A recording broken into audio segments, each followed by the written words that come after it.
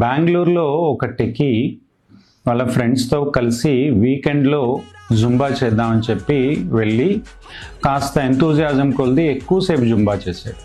దాంతో అతను మరుసటి రోజు లేవలేని పరిస్థితి అనమాట.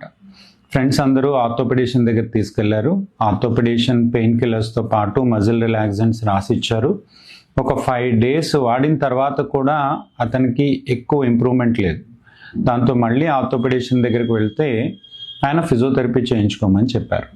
దాంతో వాళ్ళ పేరెంట్స్ విశాఖపట్నంలో ఉంటారు కాబట్టి అతన్ని ఎయిర్ లిఫ్ట్ చేసి తీసుకొచ్చారు. విశాఖపట్నం తీసుకొచ్చి క్లినిక్కి తీసుకొస్తే ఇక్కడ మేము చేసింది ఏం లేదు, జెంటల్ స్ట్రెచ్చింగ్ ఎక్సర్సైజ్ చేసాం. దాంతో the very next day he is all right అనమాట.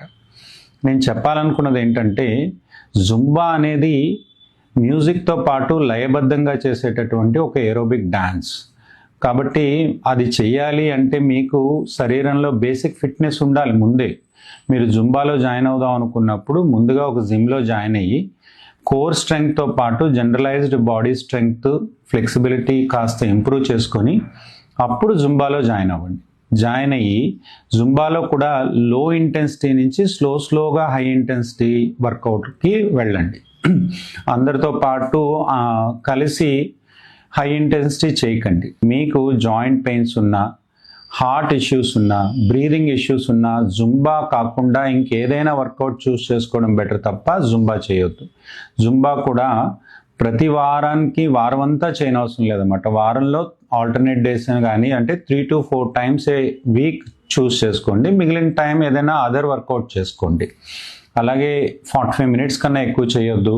చక్కగా హైడ్రేషన్ అంటే నీళ్లు సఫిషియెంట్గా తీసుకోండి. దాంతోపాటు జుంబాకి ముందు తర్వాత కూడా స్ట్రెచ్చింగ్ ఎక్సర్సైజ్ చేసుకోండి. మంచి షూస్ వేసుకోండి, ఫ్లెక్సిబుల్ షూస్, సోల్ ఫ్లెక్సిబుల్గా ఉండి మంచి కుషన్ ఉన్నటువంటి షూస్ వేసుకొని జుంబా చేసుకోండి. ఈ జాగ్రత్తలు తీసుకుంటే మీకు మజిల్ పెయిన్స్, జాయింట్ పెయిన్స్ రాకుండా ఉంటాయి.